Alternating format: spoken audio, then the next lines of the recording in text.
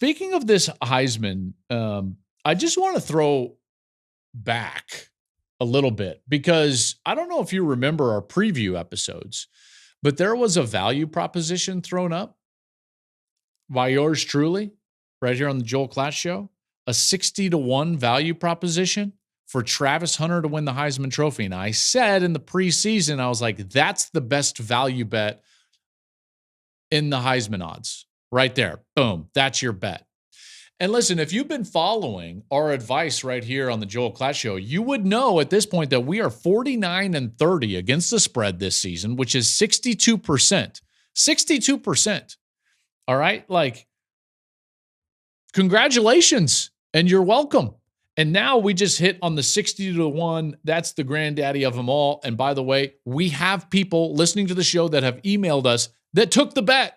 Let's go with Michael. I'm not going to use his real name. So we're going to just, we're going to do this real Goodfellas style here because Michael, I don't want you to have to report anything about what you're about to win and cash in on. So Michael, air quotes, he writes into the mailbag. He says, Joel, because of your preseason bets, I am about to win $12K on Travis to win the Heisman. Thank you for the awesome pick. And I want to know what you're hearing/thinking on what he will play in the pros. Michael, congratulations. All of you, congratulations, by the way, on the picks. Mike, I will say this about Travis in the pros. I think Travis is going to be primarily a corner in the pros, and then he'll be like a third wide receiver. I do think he's going to play both ways. I think it can happen, and he's proven that he can do it at a high level. Again, an extremely high level. It's not like he's an average defender and a great wide receiver or an average wide receiver and a great defender. He is a great player on both sides of the ball, All-American caliber player on both sides of the ball. And that was playing 1,400 snaps. You won't have to do that at the NFL level. See, that's why I think he should be a number 3 wide receiver.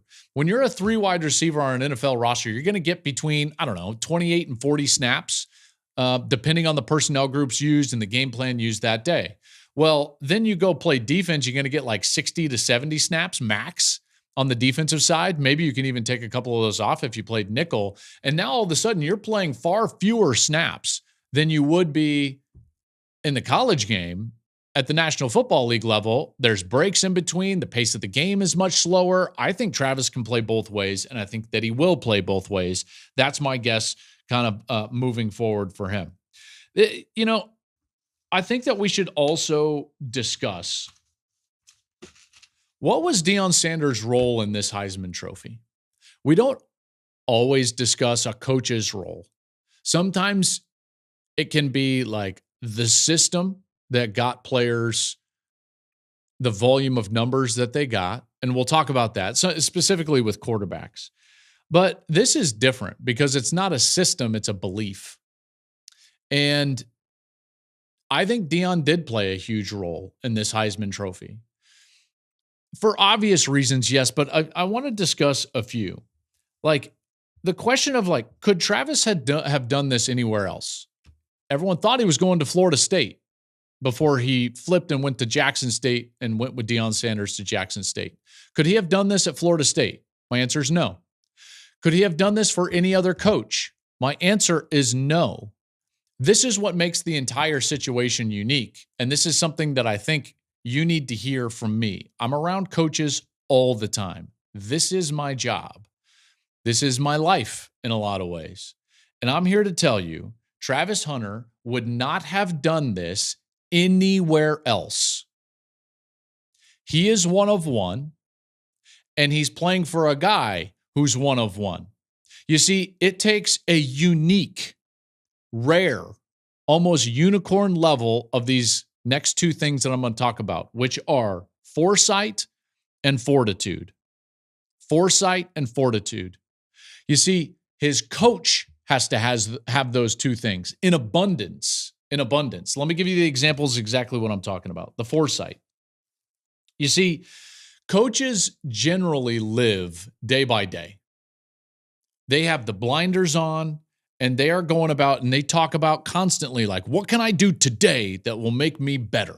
How do I get better today? And that's a great mindset. I am not knocking that mindset, but that's how coaches live. They live day to day. And what becomes impossible for them is to kind of see through the forest and like see what's on the horizon. You see, I think Deion has incredible foresight. And the example would just be like a normal week of practice. Let me paint a picture for you. Let's say you're the head coach and you've got this player playing both ways.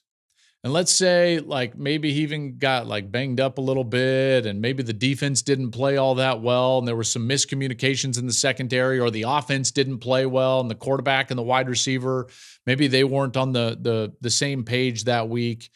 And here you are the next week in practice and the media is breathing down your neck and here's your best player. He's your guy, but he's not practicing on Tuesday or Wednesday because he needs to rest because he played both ways on Saturday. So he's there and he's got the call sheet and he's taking mental reps, but he's not in pads and he's not practicing. You see, you've got to have incredible foresight and fortitude as a coach at that moment to not scrap the entire plan, because every other coach in America would not look at the horizon at that moment. No. Not with the media breathing down their neck, not with the offensive coordinator demanding the time from the player and the defensive coordinator demanding the time from the player. So his staff is demanding the time. The media is demanding the time. Everyone's demanding it. And the coach just wants to go day by day. And guess what? Deion's the only guy that was going to live with that. Do you know how I know that? Because he told us that. He doesn't care what you think about him. Check this out. Block it out or use it. I don't care. Look at me. What about me would make you think that I care about your opinion of me? Your opinion of me is not the opinion that I have of myself. You ain't make me, so you can't break me. You didn't build me, so you can't kill me. You know what? God established me, so you ain't nothing you can do to me.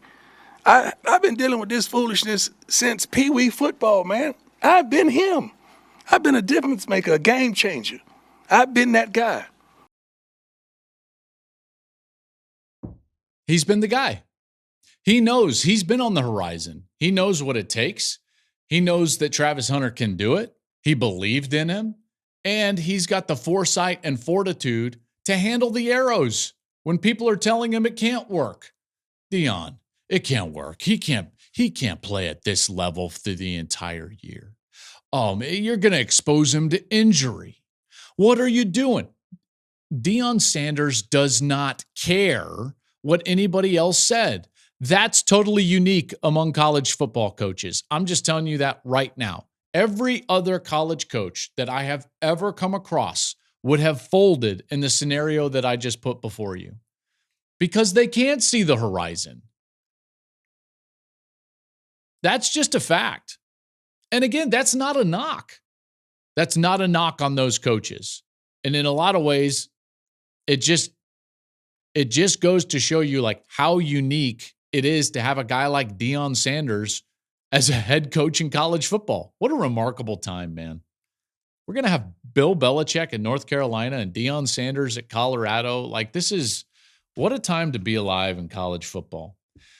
But the simple answer to the question, like, could Travis have done this for anybody else? The answer is no. There is no other coach in America that would have allowed this, and there's certainly no other coach in America that would have had the fortitude to do this for 2 straight years. So in a lot of ways, Travis owes that Heisman Trophy to Deion Sanders, and Deion owes his success at Colorado to a guy like Travis Hunter, and we all know that. And that's what it should be, a reciprocal relationship in this sport between great players and great coaches and the belief and trust between the two. And that's why I think Deion's going to be at Colorado, because I think he loves college football. I think he loves being the coach at Colorado. I think that Colorado has let him be totally and authentically himself. That is his program. And even Travis has been telling people this week as he's been on the award circuit, like, hey, man, he's not going anywhere. So I firmly believe Deion's going to be the head coach at Colorado next year in 2025. Thank you for watching the Joel Klatt Show YouTube channel. And if you liked this clip, make sure to like it and subscribe to the channel. And you can stay up to date on all of my college football coverage.